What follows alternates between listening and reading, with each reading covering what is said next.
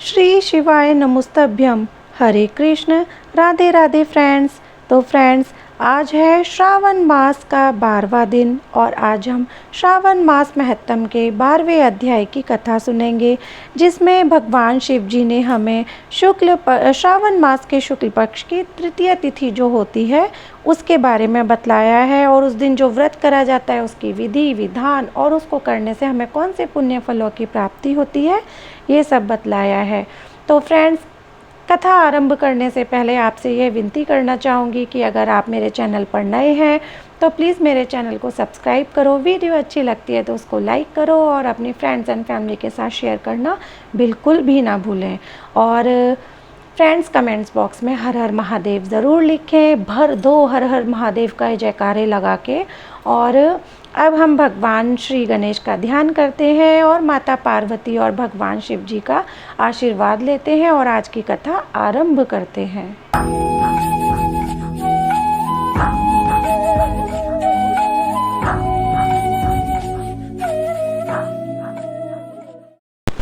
श्री शंकर भगवान ने श्री सनत कुमार से कहा, हे तात, अब मैं तुमसे श्रावण मास के शुक्ल पक्ष की तृतीय तिथि को किए जाने वाला शुभ स्वर्ण गौरी व्रत कहूँगा।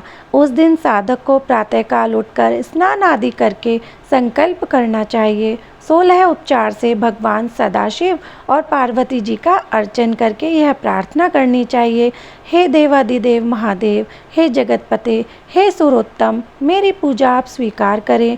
महादेवी भवानी के व्रत की पूर्ति के 16 वायन दंपतियों को देने चाहिए और कहना चाहिए कि मैं भवानी के प्रीत्यर्थ तथा व्रत पूर्ति के निमित्त उत्तम ब्राह्मणों को वायन देता हूँ।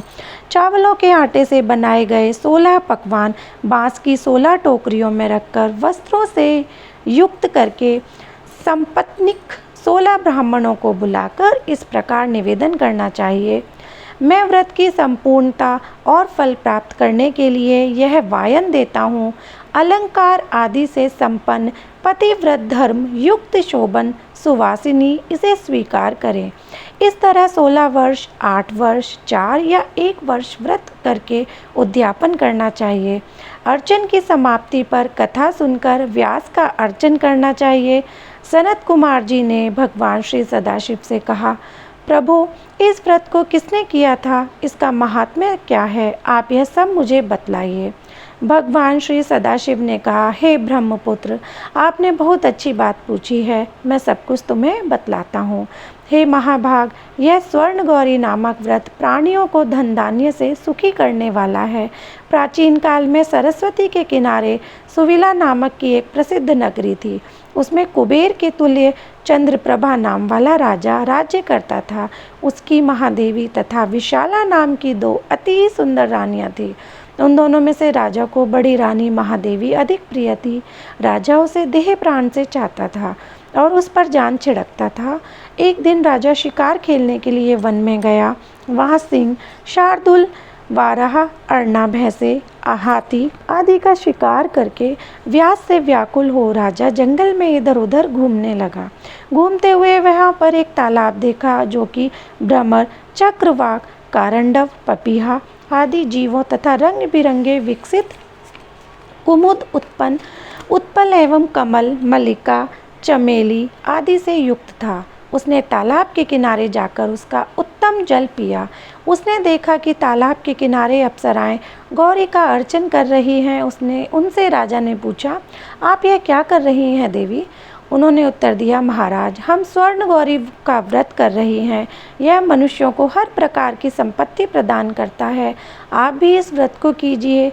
राजा ने कहा, देवियों, आप इस व्रत की विधि मुझे बतलाइए, साथ ही यह भी कहिए कि इस व्रत के करने से क्या फल प्राप्त होता है। अप्सराओं ने कहा, महाराज, श्रावण शुक्ल तीज के दिन श्रवण गौरी का यह व्रत किया जाता है। इसमें प्रसन्नता पूर्वक भगवान सदाशिव और भगवती पार्वती का पूजन किया जाता है। 16 तार का डोरा पुरुष अपने दाएं हाथ में और स्त्रियां अपने बाएं हाथ में या गले में बांधें। बस यही इस व्रत को करने की विधि है। यह सुनकर राजा चंद्रप्रभा ने भी उस व्रत को किया और 16 तार का डोरा अपने दाएं हाथ में बांधा। उसने प्रार्थना की, हे देव, मैं इस डोरे को व्रत के लिए बांधता हूँ, आप मुझ पर कृपा करें। इस प्रकार व्रत करके राजा अपनी राजधानी को लौट आया। राजा की दाईं बाह में डोरा बंधा हुआ देखकर बड़ी रानी के क्रोध का ठिकाना ना रहा और उसने जबरदस्ती वह डोरा तोड़कर बाहर पेड़ पर फेंक दिया।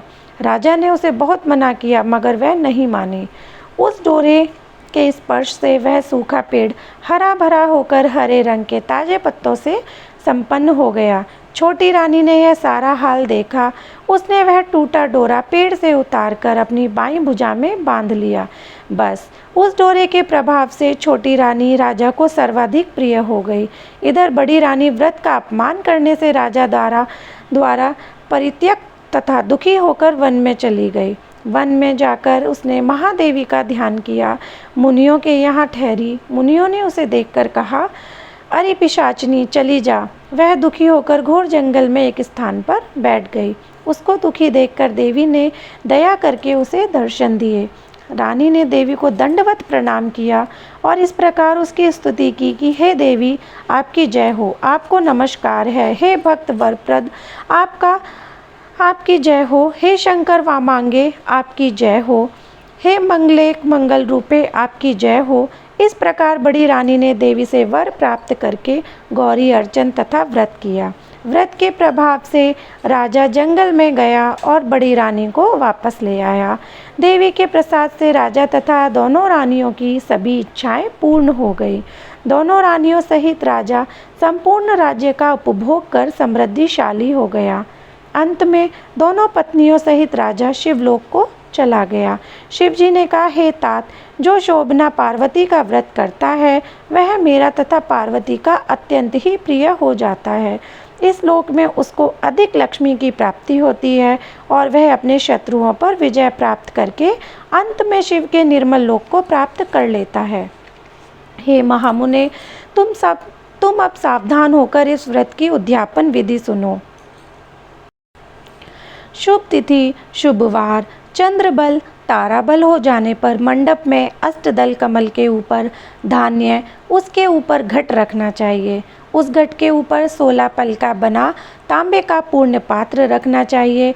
उस पूर्ण पात्र में तिल भरकर उस पर पार्वती तथा भगवान सदाशिव की प्रतिमाएं रखनी चाहिए।